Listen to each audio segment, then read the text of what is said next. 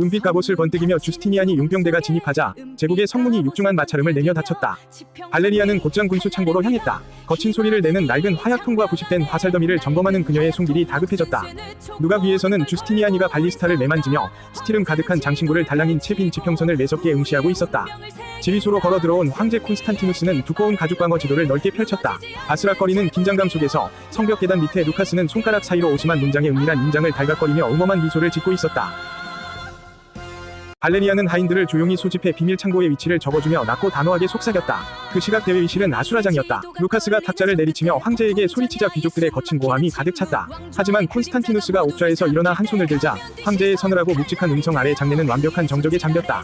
시녀로 위장한 채 기둥 뒤에서 이 모습을 지켜보던 발레리아는 눈을 가늘게 떴다. 스산한 빗자루질 소리만 울리던 그때 지나치던 루카스가 그녀의 손목을 가차없이 낚아챘다. 거친 파열음과 함께 온몸이 굳어버렸다. 루카스가 낮게 윽박지르자 발레리아는 가쁜 숨을 몰아쉬며 그의 손을 단호하게 뿌리쳤다. 악력이 풀리는 순간의 대치는 팽팽했다. 그녀가 서둘러 회랑을 빠져나가자 어느새 황제가 조용히 다가와 앞을 막아섰다. 대리석 바닥에 두 사람의 발자국 소리가 묵직하게 엉켰다. 발레리아는 말없이 고개를 저으며 가문이 배신이 담긴 동양 서류를 황제에게 건넸다. 황제의 깊은 음성이 바람에 흩어졌다. 이어 발레리아는 주스티니아니에게 성벽 보강 서류를 내밀었고 대장은 카르르 흔들리는 양묵서를 진지하게 검토했다. 그 시각 루카스는 밀실에서 기펜을 거칠게 사각거리며 가짜 황제 직인이 찍힌 서찰을 위조하고 있었다. 은밀하게 열린 창문 틈으로 하인이 침상 위에 서찰을 던졌다. 돌아온 주스티니아니는 붉은 인장이 찍힌 위조 서찰을 펼쳐 들고 분노했다. 황제가 용병대를 배신하려 한다는 내용의 그는 종이를 거칠게 구겨 쥐었다. 황제를 믿은 대가가 이것인가? 그는 칼자루를 쥐고 군사들과 함께 아련실로 들이닥쳤다. 일촉즉발의 순간 황제는 검을 대리석 바닥에 내려놓으며 진심을 보였다. 툭! 공허한 금속음이 울렸다. 그때 발레리아가 나섰다. 그녀는 위조 서찰과 아버지 루카스의 필체를 겹쳐 대조해 보였다. 서각 소리와 함께 간악한 영모의 덫이 마침내 깨어졌다. 오해가 풀리자 주스티니아니는 무릎 갑옷을 대리석 바닥에 쿵 치우며 한쪽 무릎을 꿇었다. 그는 바닥에 검을 주어 황제에게 경의와 함께 바쳤다. 긴장이 풀려 비틀거리는 발레리아의 팔을 콘스탄티누스 황제가 단단하게 붙잡아 지탱해 주었다. 거친 숨소리 속에 짧은 정적이 흘렀고 이내 발레리아는 정중하게 한 걸음 뒤로 물러섰다.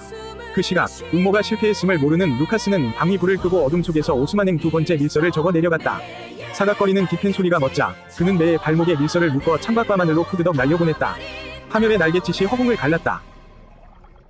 메메드 2세는 날아온 매의 다리에서 밀서를 풀어내어 거칠게 펼쳤다. 종이 찢기는 파차름과 함께 서찰을 읽어내린 술탄은 곧바로 자리에서 일어났다. 촤락! 거대한 칼을 뽑아드는 날카로운 스티름과 함께 그의 진격 명령이 떨어졌고 진영은 순식간에 고함으로 가득 찼다. 오스만의 16만 대군과 군마들이 진영을 철거하며 두두두두 대지를 흔들며 진격하기 시작했다. 같은 시각 콘스탄티노플 성벽에선 제노바 병사들이 목재 방패를 대고 쾅 망치질을 하며 방어선을 구축했다. 성벽을 순찰하던 황제 콘스탄티누스는 발레리아의 곁에 멈춰 섰다.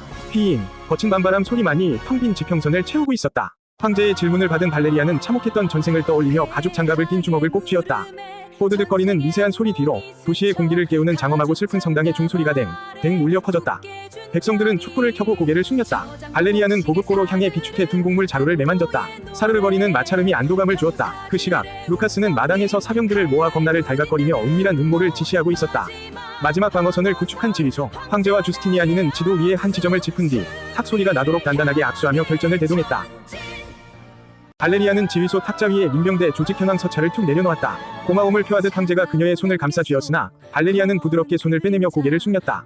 서정적인 첼로 선율이 낮게 깔리며 묘한 긴장감이 감돌았다. 그 순간 성벽 외곽의 안개 속에서 검은 옷을 입은 오스만 선봉 기병들이 모습을 드러냈다.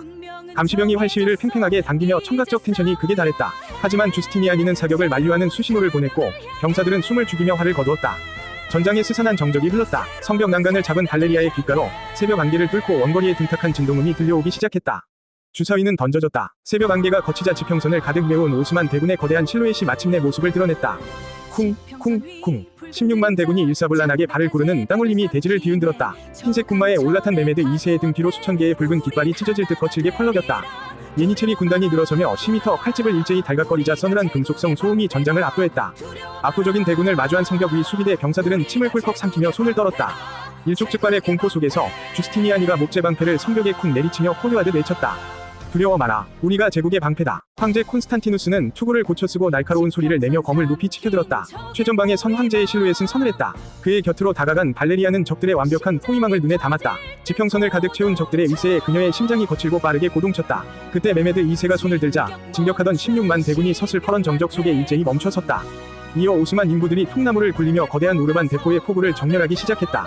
묵직한 진동음이 지면을 긁었다. 머리카락을 흩날리는 것은 바람 속에서 발레리아는 대포의 위치를 확인한 뒤 주스티니아니에게 성벽의 취약 구역을 다급히 가리켰다.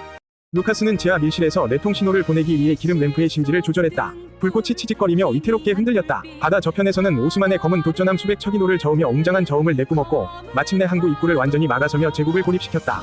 어둠에 잠긴 도시는 숨을 죽였고 성벽 위 수비대들은 타닥거리는 횃불을 높이 치켜들었다. 밤 깊은 성벽을 홀로 걷던 황제 콘스탄티누스는 자갈을 밟는 외로운 발소리를 내며 지친 병사의 어깨에 망토를 덮어주었다. 이윽고 황제는 진흙 자루 곁에 선 팔레리아에게 다가갔다. 부드럽게 손수건으로 그녀의 이마에 맺힌 땀을 닦아주는 황제의 손길 위로 밤의 정적이 내려앉았다. 스트링 사운드가 흐르는 가운데 황제가 나직하게 말하자 발레리아는 그의 눈동자를 똑바로 마주보았다.